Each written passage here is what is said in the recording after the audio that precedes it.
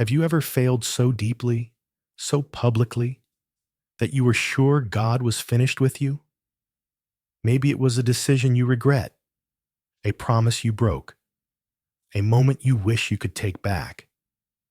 We've all had moments like that, moments where shame whispers, "This is it. God can't use someone like you anymore." But what if that's not the end of your story? Let me introduce you to Peter.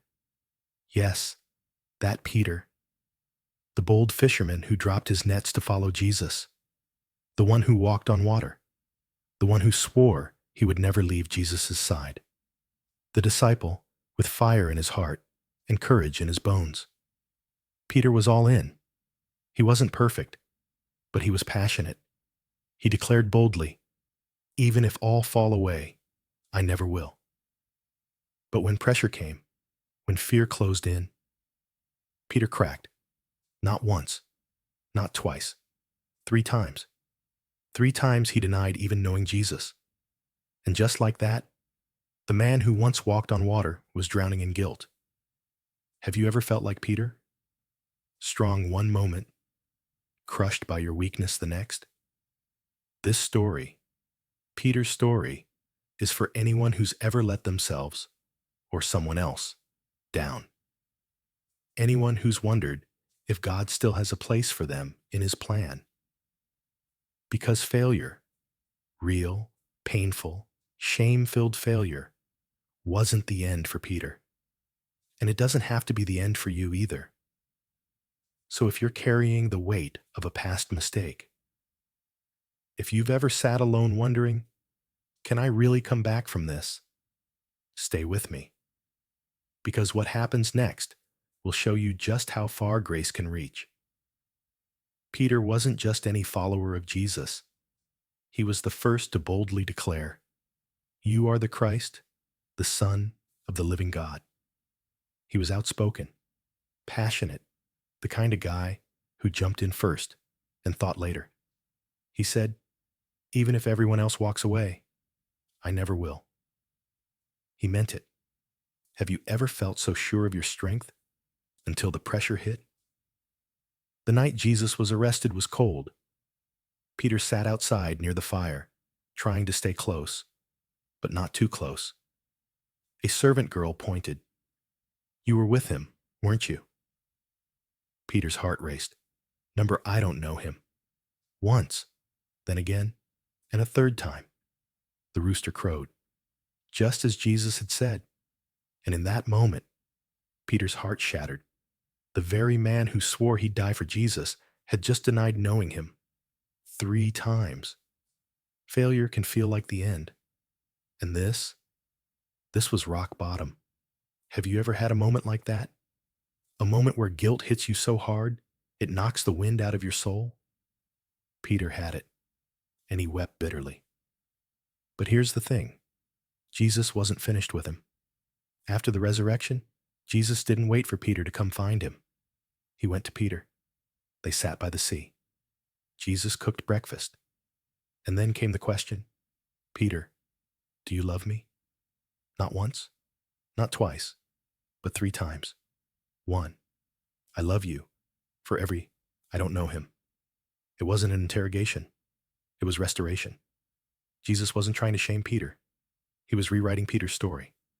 He was saying, I still choose you. Feed my sheep. Lead my people." And Peter, he stepped into it. The same man who denied Jesus became the first preacher of the church. On the day of Pentecost, he stood up in boldness and proclaimed the gospel. And 3,000 people turned their hearts to God, from coward to cornerstone, from failure to leader. Not because Peter got it all together, but because he came back, because grace welcomed him back in. You see, failure isn't the end, unless you quit. Peter's life shows us this truth. Your biggest failure can become the foundation of your greatest calling if you let God write the next chapter. So don't count yourself out just yet. Jesus didn't count Peter out, and he's not done with you either. Let me ask you a question. Have you ever felt like your failure disqualified you? Like you messed up so badly, surely God must have moved on. If that's you, you need to hear this today. There is no failure too big for the grace of God, not Peter's denial, not your mistake, not even the one you're still ashamed to talk about, because God's story was never about perfect people. It's about people who fall and get back up because of grace. Peter reminds us that the most important part of your story isn't where you fell. It's that you got back up, that you turned around, that you answered when Jesus called your name again. Jesus didn't throw Peter away. He met him by the sea. And he's still meeting people today. Maybe even you. Maybe you've walked away. Maybe you're sitting in the ruins of your choices, thinking it's over. But grace doesn't stop where you fall. It begins where you rise. Peter went from denial to destiny, from brokenness to boldness. And that same grace is still available to you. You don't need to be perfect. You just need to be willing. Because if God can use a man who denied him 3 times to build the first church, he can use you to do something eternal too. So here's the invitation. Get back up. Not in your own strength, but in his mercy. Not to prove anything, but to live out the calling you were always meant for. Don't let failure write your final chapter. Let grace do that. Because your worst moment is not the end.